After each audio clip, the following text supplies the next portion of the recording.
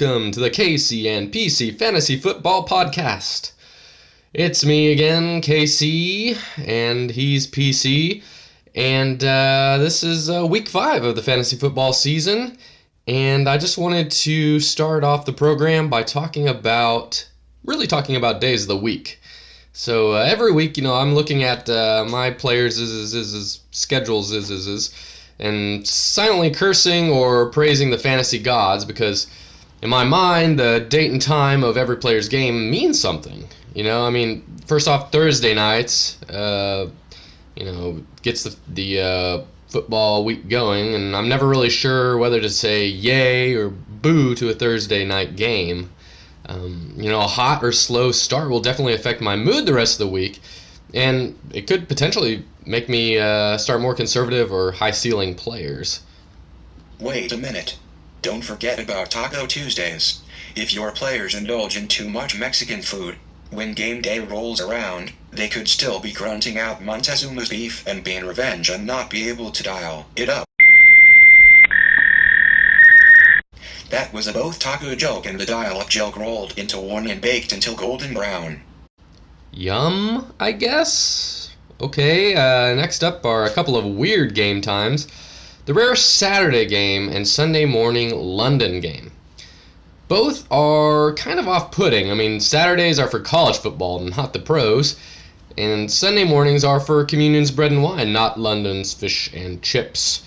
If I have a guy playing either of those time slots, it kind of bugs me, and my jam-packed calendar of, visiting art exhibits, attending monster truck rallies, and eating Brenner with celebrities, I really don't have time to watch those games.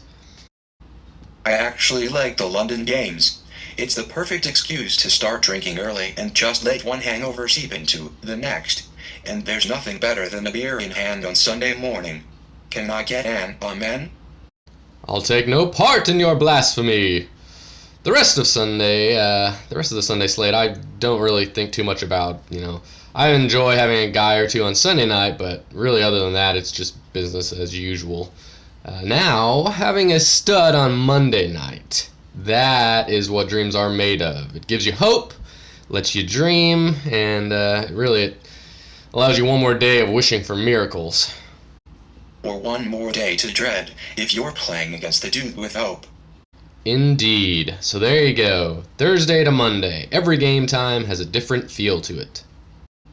And again, don't forget Taco Tuesday.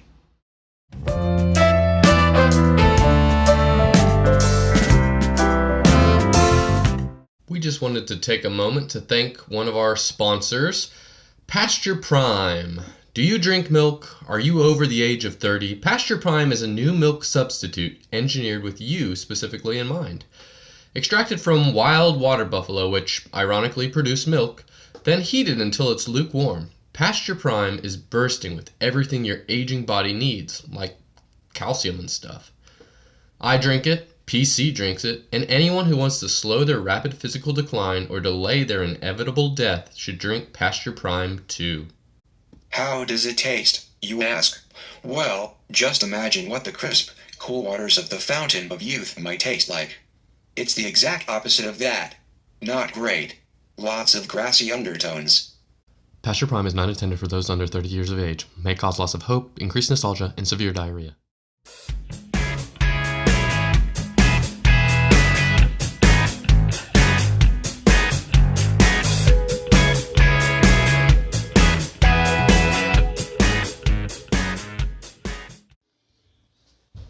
Hey guys, and welcome back. It is my privilege and honor to welcome to the KC and PC Fantasy Football Podcast, a man I'm proud to call my friend, but ashamed to call my lover. This is Erac Helgeson. How's it going there, Eric? See, now, why you gotta do that to me? I thought we were good together. And we were very good together. That's why we're lovers. Your pillow talk is always very encouraging and makes me think that we're good, but you say stuff like that and it makes me question us. Oh, well, that's how it is. So I'm just going to ask you a few questions here to, the league knows you pretty well already, but I thought we'd just ask some questions and get your hot takes on some of these very, very complicated issues. So first of all, who is the one player in the NFL you'd like to get a beer with? Anybody in particular? I'm going to catch some flack for this because the Golden Boy is my favorite, and it'd have to be Tom Brady. So you're just selling out to Tom. Yeah. He'd probably order some, like, Appletini or some shit because that guy's a little bit questionable. Indeed. But still, he's the best player in the league. And, yeah, I'd like to hear some stories. I don't know. Would you expect him to pay, or would you be willing? Willing in what? Paying or? No, he would have to pay, dude. All right. Millionaire. All right, and let's see number 2 here.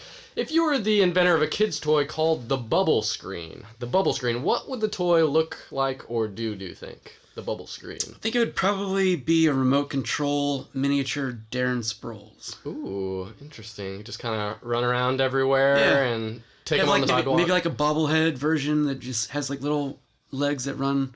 Okay. I don't know, like an RC Darren Sproles. I like it. Yeah. Okay, here are a few questions about the members in the league here. So, who do you think, which G4L member is most likely to end up in prison, if you think, besides yourself, of course? Yeah, because I've already got one foot in the door. I'm going to say Little Eric, because he's sneaky quiet, and he might be a serial killer in the making. Yeah. So I'm going to go Little Eric B. Yeah, I could see that for sure. Just kind of a middle of the night. Soft-spoken, like just drag a blade across your throat. Yeah, and, sure. And then kind of just enjoy the gushing. Oh, yeah.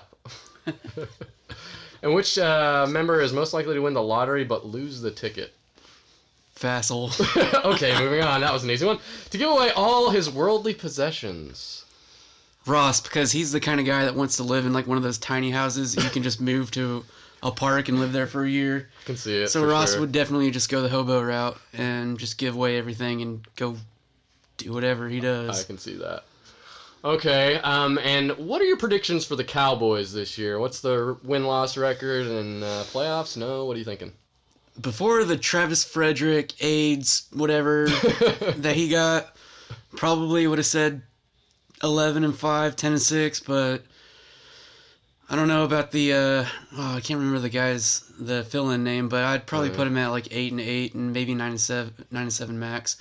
Bubble playoff team, probably not gonna make it. Okay.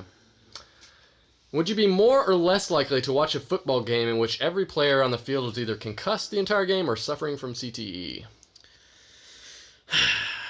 So I'm a pro wrestling fan, and I feel like the CTE aspect would make them all just trying to kill each other, and it would turn into a combat sport rather than an aggressive sport. So I'd go CTE. Okay, I'll watch it more then. Okay. Woo! And then finally, do you have any memories, good or bad, of the league? Any special moments or miserable moments that you can recall? In the past, probably Daryl having his leg waxed, just pulling that hair out, or the jalapenos. In the present, probably this interview. This is really enjoyable, actually. And in the future, I'm worried about my clown costume bit. So, yeah. Past, present, and future. It's always great in G4L. All right, awesome. Thank you, Eric, so much for joining us, and we will hopefully beat you this week. I hate you. Bye.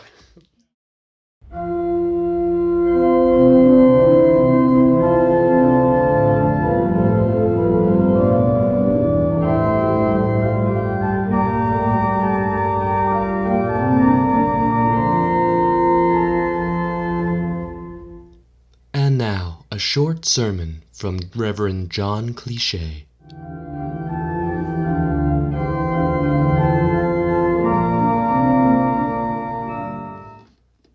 I take the pulpit today with a troubled heart. The NFL is back on TV, and heaven help us, I've noticed a drop in church attendance. So, brothers and sisters, I'm here to remind you what Sundays are truly for. Praising God and craving Chick-fil-A. I'm here to tell you that you need to be worried about VBS, not what's on CBS. Be concerned about the end times, not end zones. Recall that it's Adam and Eve, not Adam and Steve Smith Sr. Focus on Hail Marys, not... Well, that one doesn't work, but you get the idea. While football players are studying their playbook on Sundays, we should be studying ours. I call it the good book, the Bible. But if you're struggling with temptation, you're not alone. Some wrestle with sinful hands. They constantly use their phones to check ESPN and tweak their fantasy lineups. For those, I suggest joining our praise band. An acoustic guitar or drum set will occupy your fingers in a God-pleasing way. And for those that endlessly chatter about past fantasy triumphs or defeats, why not become a greeter? Turn your voice into a welcoming mouthpiece for the Lord. Now, do I have any advice for the heathens who prioritize fantasy football over faith? Yes, of course. First, remember that God helps those who help themselves. This is especially true when it comes to the waiver wire. Second, don't forget that everything happens for a reason. Injuries to starters are often an opportunity for season-changing trades. And finally, just know that God will never give you more than you can handle. You'll eventually be on the positive side of a 1-point win yourself. In conclusion, please, I ask that you heed all of these words. Truly take them to heart. Unless Tim Tebow makes a comeback, then Sundays are for football and you can forget everything I just said. We'll turn the parking lot into a mecca for tailgaters.